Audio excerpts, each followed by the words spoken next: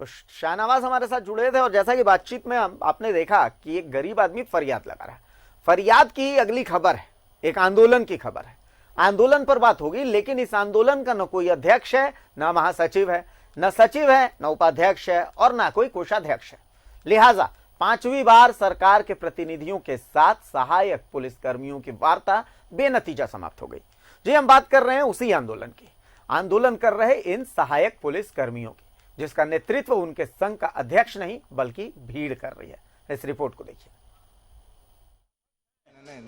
आप अध्यक्ष हैं जी, आप महासचिव हैं? कोई अध्यक्ष नहीं है। कोई अध्यक्ष? आप अध्यक्ष हैं?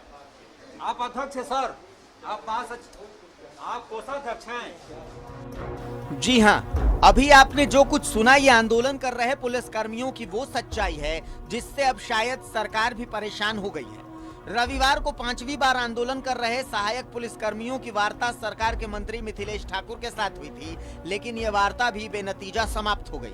वजह सिर्फ एक ही कि पुलिसकर्मियों के न तो किसी नेता का पता है और न ही किसी प्रतिनिधि का। शायद इसीलिए मंत्री मिथिलेश ठाकुर भी इन पुलिसकर्मियों से अजीज आ चुके हैं। इनका आंदोलन एक तरह से पूरी तरह से नेतृत्व विहीन है। ये किसी भी निर्णय को लेने के लगता नहीं है कि निर्णय लेने की क्षमता इनमें है। ये बातों को समझ भी नहीं पाते हैं ढंग से, और इतना बड़ा अगर इनको अवसर मिला है, ये इस अवसर की उम्मीद मुझे भी नहीं थी। माननीय मुख्यमंत्री ने जो आज इन्हें जो अवसर प्रदान किया है, इस अवसर की उम्मीद मुझे भी नहीं थी, और इस अवसर को अगर ये लोग खोते हैं तो ये अपने पैर में कुल्हाड़ी मारने का काम करेंगे। रविवार को मंत्री मिथिलेश ठाकुर के आवास पर हुई वार्ता से भी सभी को सकारात्मक नतीजे की उम्मीद थी, लेकिन पुलिसकर्मी अपनी मांग पर अड़े रहे। वो पक्की नौकरी की मांग कर रहे थे। वो मानदेय बढ़ाने, सेवा अवधि विस्तार जैसे भरोसे पर कतई अपना आंदोलन समाप्त करने को तैयार नहीं थे। लिहाजा मंत्री मिथिलेश ठाकुर ने मुख्यमंत्री की सहमति के बाद इनके आंदोलन को गैर कानूनी घोषित कर दिया।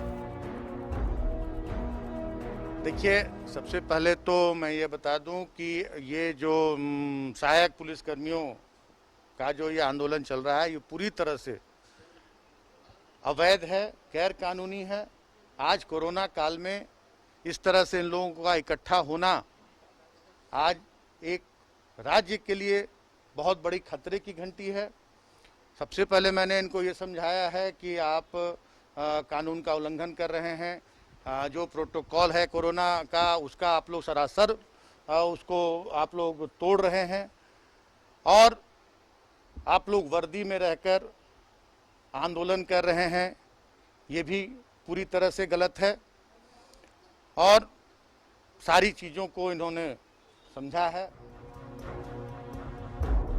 इधर मुख्यमंत्री ने सहायक पुलिसकर्मियों के आंदोलन को देखते हुए उनकी मांगों को विकास आयुक्त की अध्यक्षता में होने वाली बैठक में चर्चा के लिए प्रस्तावित कर दिया है। अब विकास आयुक्त की अध्यक्षता वाली कमेटी ही आंदोलनकारी पुलिसकर्मियों को दिए जाने वाले सुविधाओं पर चर्चा करेगी। देखना होगा कि पुलिसकर्मियों का आंदोलन आने वाले दिनों में किस रूप में सामने आता है। रांची से न्यूज़ 11 भारत के लिए कैमरामैन कौशल नारायण के साथ अजय लाल की रिपोर्ट। तो अजय लाल हमारे साथ जुड़े हुए हैं, सीधा रुख करते हैं अजय लाल का। अजय, आज जब आप इस खबर को कवर करने के लिए पहुंचे हुए थे, तो वहां नजर क्या है? सबसे पहले हम ये समझने की कोशिश करते हैं, वहां आपने जब बातचीत की सहायक पुलिसकर्मियों से, तो जो उसका कंक्लूजन निकला वो क्या निकला? आप क्या निकाल पाए उसका कंक्लूजन? देखिए अभिषेक, मैंने जो समझा अभी तक पूरे आंदोलन को लेकर, मुझे लगता है कि सरकार की इसमें सबसे ज्यादा कमजोरी है। देखिए, कोई भी वार्ता 35-40 पुलिसकर्मियों के साथ नहीं होती है। सरकार का जो शुरू से नरमी वाला रवैया रहा है, उसी का फायदा ये पुलिसकर्मी उठाते रहे हैं। आप कैसे संभव है कि 35-40 की संख्या पे आप आएंगे, और मुख्यमंत्री के प्रतिनिधि के तौर पे मिथिलेश ठाकुर को नामित किया गया था, उनसे उनके बातचीत हुई है।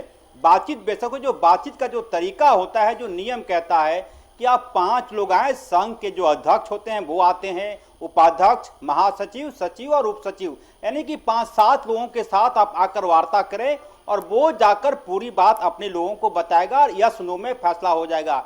यहाँ हमने देखा कि 35-40 की संख्या में पुलिसकर्मी आ गए थे। किसको समझाना है, कैसे समझाना है, वो क्या जाकर ब्रीफिंग करेंगे, ये तमाम चीज़ें इस कदर से उलझी हुई थी कि मंत्री मिथिलेश ठाकुर को भी ये कहना पड़ा आज की बैठक के बाद कि इन पुलिसकर्मियों में नेतृत्व का अभाव है। नेतृत्व का अभाव शुरू से ही दिखाई पड़ा। कोई ऐसा व्यक्ति नहीं, न्यूज़ 11 की हमने उनसे जानने की कोशिश की थी कि आपका अध्यक्ष कौन है, कहा कि कोई अध्यक्ष नहीं। महासचिव कौन है, उन्होंने कहा कि कोई महासचिव नहीं है। तो वार्ता सरकार किससे कर रही है? जिस गुट के साथ 35-40 लोगों के साथ मंत्री मिथिलेश ठाकुर ने करीब 3 घंटे का वक्त बिताया, दूसरा गुट अलग से रणनीति बना रहा था मोरहाबादी मैदान के पास। तो मुझे लगता है कि सरकार की कमजोरी को, सरकार की नरमी को इन पुलिसकर्मियों ने कमजोरी समझ लिया है और ये बड़ी भूल कर रहे हैं पुलिसकर्मी। देखिए अभिषेक, सरकार इकबाल से चलता है। सरकार अब तक, मंत्री मिथिलेश ठाकुर ने ठीक कहा है कि जिस दिन मुझे लगेगा कि सिर से पानी ऊपर बह रहा है, सख्त कार्रवाई करने में मैं परहेज नहीं करूंगा। इसका मतलब यह है कि तमाम पुलिसकर्मी इस बात का इंतजार कर रहे हैं कि सरकार सख्त हो, इनकी गिरफ्तारी हो और सीधे जेल भेजा जाए। क्योंकि आप पुलिस की वर्दी लोगों को भरोसा दिलाता है। पुलिस की वर्दी पहनकर आप सड़कों पर उत्पात नहीं मचा सकते हैं। ऐसा आप यदि कर रहे हैं तो ये समझिए कि झारखंड के ऐसे पुलिसकर्मियों का इमेज आप खराब कर रहे हैं जिसको देखते ही लोगों में भरोसा जागता है कि कोई ऐसा व्यक्ति है चौराहे पर खड़ा हुआ जो कि मेरी एक पुकार पे मेरी मदद करने के लिए आ सकता है। ये पूरी पुलिस की वर्दी को दागदार कर रहे हैं पुलिसकर्मी। इनका आंदोलन सही हो सकता है या गलत हो सकता है, एक सही तरीके से और अचानक से ये कह देना कि पक्की नौकरी हो जाए हमारी, ये कतई संभव नहीं है। सरकार ने साफ शब्दों में कहा है कि जब कभी वैकेंसी निकलेगी आपको प्राथमिकता दी जाएगी, यानी कि एक अलग से परीक्षा हो जाए ताकि इनके लिए सहूलियत हो जाए। लेकिन कोई ये कहे कि आप मेरे लिए अपॉइंटमेंट लेटर लेकर मोरहाबादी मैदान आ जाइए और उसके बाद मैं जिलों में ड्यूटी के लिए पाव जाऊंगा, ये कहीं से संभव नहीं है। और ये तमाम चीजें इसलिए हो रही हैं कि पर्दे के पीछे से कोई ना कोई हवा दे रहा है, इन पुलिसकर्मियों को समझाने की कोशिश कर रहा है। पिछले 3 दिनों में 3 बार भाजपा के कई बड़े नेता पुलिसकर्मियों से मिलने गए। जाहिर सी बात है सहानुभूति नहीं होगी, विपक्ष का रोल अदा करने ही तमाम लोग जा रहे हैं और शायद इसी बात का बल इन पुलिसकर्मियों को मिल रहा। अभिषेक, अजय, बिल्कुल सबसे बड़ी बात यह है कि जब मिथिलेश ठाकुर जो मंत्री हैं उन्होंने बातचीत की तो स्थायीकरण से कम किसी भी चीज पर वो मांग नहीं मानने को तैयार। उनका कहना है कि हमें स्थायी होना है। स्थायीकरण को लेकर के जो पुलिसकर्मी है, सहायक पुलिसकर्मी, क्या आपकी बातचीत हुई कि आखिर उनका पॉइंट क्या है? वो किस आधार पर कह रहे हैं कि हमें स्थायीकरण ही चाहिए? अगर अब सरकार का चूंकि पॉइंट है कि ठीक है अभी जो है कानून व्यवस्था, कोरोना का काल है, पहली चीज, खजाना अभी खाली है, दूसरी चीज, तीसरी चीज की सरकार अभी नई है, पूरे मामले को समझ रही है। तो इन सब पॉइंट्स के आधार पर वो कह रहे हैं कि ठीक है हम आपको एक्सटेंशन दे देते हैं, आपकी मानदेय बढ़ाने की मांग हम मान लेते हैं, लेकिन स्थायीकरण में थोड़ा वक्त लगेगा, हमें सोचने समझने का मौका दीजिए। ये तो जबरदस्ती वाली बात हो गई। इस पर क्या कहना है सहायक पुलिस में? बिल्कुल अभिषेक, देखिए कहीं से भी सरकार का खजाना कभी भी खाली नहीं होता है। ये ट्रांजैक्शन है, पैसे आते हैं, पैसे खर्च होते हैं। सरकार चीजों को समझती है।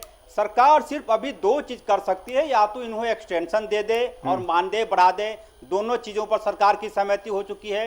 लेकिन पक्की नौकरी का मतलब देखिए 2017 में उत्तर प्रदेश में वहां की सरकार ने कुछ अस्थायी शिक्षकों को ऐसे ही मांगों के बाद पक्की नौकरी देने की बात कही थी। उन्हें अपॉइंटमेंट लेटर भी मिल गया था, लेकिन कुछ लोग सुप्रीम कोर्ट चले गए। पूरे सरकार के निर्णय को सुप्रीम कोर्ट ने खारिज कर दिया। कहा कि आप अपने मन से किसी को नियमित नौकरी नहीं दे सकते हैं, इसके लिए आपको अखबारों में विज्ञापन देना होगा, परीक्षा लेनी होगी, जो तरीका है उसके माध्यम से आना होगा। ऐसा आप कर सकते हैं कि इनके लिए स्पेशल थोड़ी प्राथमिकता दे दें। तो ये पुलिसकर्मी इन बातों को ही समझने के लिए तैयार नहीं है कि उन्हें आज न कल यदि पुलिस की नौकरी चाहिए तो वो वैकेंसी के माध्यम से ही उन्हें आना होगा, तभी इनकी पक्की नौकरी होगी। सरकार यदि जल्दीबाजी में या इनके दबाव में उन्हें अस्थायी करने की बात भी कहती है तो यह मानकर चलिए अभिषेक कि कोई व्यक्ति यदि कोई भी हाईकोर्ट में या फिर कहीं भी जाके अपील कर दे कि इनकी नियुक्ति अवैध है, ये प्रॉपर तरीके से नहीं आए, क्योंकि नियमित बहाली होती है तो आरक्षण का रोस्टर देखना होता है, जातिगत समीकरण देखने होते हैं कि किसे किसे आरक्षण दिया जाना है, पदों की संख्या कितनी है, किस जिला में कितने पुलिस वालों की नियुक्ति की जानी है, कहीं ऐसा ना हो कि किसी जिला में ओवरफ्लो हो जाए। तो नियमित नौकरी की एक प्रक्रिया होती है और यही बात ये पुलिसकर्मी नहीं समझ पा रहे हैं। अपने बच्चों को लाकर मानवता के नाम पर आंसू बहाकर सरकार पर दबाव बनाने की कोशिश बेशक कर रहे हैं, लेकिन सरकार की मजबूरी यह है कि टेक्निकल चीजें हैं, इनकी बातें नहीं मानी जा सकती। 3 बातों पर सहमति बन गई है, लेकिन ये पुलिसकर्मी मानने को तैयार नहीं। अभिषेक, चलिए अजय, शुक्रिया आपका कि आप जुड़े हमारे साथ और इस मुद्दे पर चर्चा हुई हमारी। और सबसे बड़ी बात यह है कि देखिए कहीं ना कहीं कॉम्प्रोमाइज तो करना पड़ेगा, या तो सरकार को कॉम्प्रोमाइज करना पड़ेगा या फिर पुलिस कर्मियों को कॉम्प्रोमाइज करना पड़ेगा। अब देखना यह है कि ये कॉम्प्रोमाइज करता कौन है। चले फिलहाल एक छोटे से ब्रेक के लिए रुकते हैं और ब्रेक के बाद फिर वापस लौटेंगे तो कई और खबर।